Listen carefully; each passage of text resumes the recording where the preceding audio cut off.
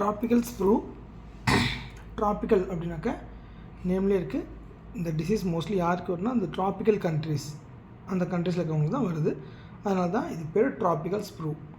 Mostly it is one of the condition causing malabsorption. ஏன் small இன்டெஸ்டைனில் bacterial growth இருக்குது, அது வந்து மால் அப்சார்ப்ஷன் இன்ஃப்ளமேஷன் ஏற்படுத்துது, அதனால் மால் அப்சார்ப்ஷன் ஏற்படுது.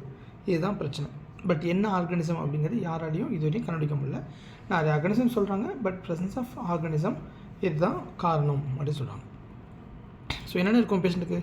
டயரியா இருக்கும். ஏன்னா ஸ்மால் இன்டெஸ்டைன் அஃபெக்ட் ஆச்சுன்னா எதுவுமே அப்சார்ப் ஆகுது. ஸோ டயரியா, ஃபேட் அப்சார்ப் ஆகாது, ஸ்டேட்டோரியா.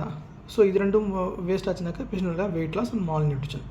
என்ன சொல்கிறாங்கனாக்கா tropical sprue should not be entertained as a possible diagnosis until the presence of cyst or trophosis has been excluded in 3 stool sample. 3 stool sample எடுக்கணும். 3லேயும் எனக்கு Sisto ட்ரோஃபோசைட்ஸோ like நமக்கு amoebic dysentery இந்த மாதிரிலாம் எதுவுமே இல்லைன்னு ப்ரூவ் பண்ணதுக்கப்புறம் தான் அதை சீலியாக் டிசீஸ்ன்னு சொல்லணும். ஆல்ரெடி ஒரு பேத்தாஜன் டிஃபைனபிள் பேத்தாலஜன் இருக்கப்போ நம்ம அதை ட்ராபிக்கல் ஸ்ப்ரூன்னு சொல்லக்கூடாது. ஈட்டியாலஜி ஏன் வந்துச்சு யாருக்கும் தெரியல. டயக்னோசிஸ் பயாப்சி தான் எடுத்துப்போம். பயாப்சி என்ன இருக்கும்? அப்படி இது சீலியாக் டிசீஸ் மாதிரியே இருக்கும். சீலியாக் டிசீஸ்னால் நமக்கு தெரியும், it is gluten sensitive enteropathy. அதே மாதிரியே இருக்கும். அதுக்கு இருக்க டிஃப்ரென்ஸ் என்னது? சீலியாக் டிசீஸில் இனிஷியல் பார்ட் ஆஃப் ஸ்மால் இன்டெஸ்டைனில் இன்ஃப்ளமேஷன் அதிகமாக இருக்கும்.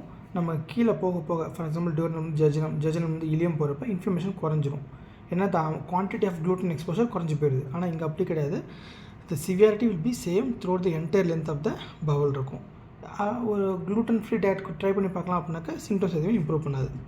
ட்ரீட்மெண்ட் பார்த்தோன்னா broad spectrum antibiotics like tetracycline for 6 months கொடுக்கணும். ப்ளஸ் ஃபோலிக் ஆசிட் சப்ளிமெண்டேஷன் கண்டிப்பாக கொடுக்கணும்.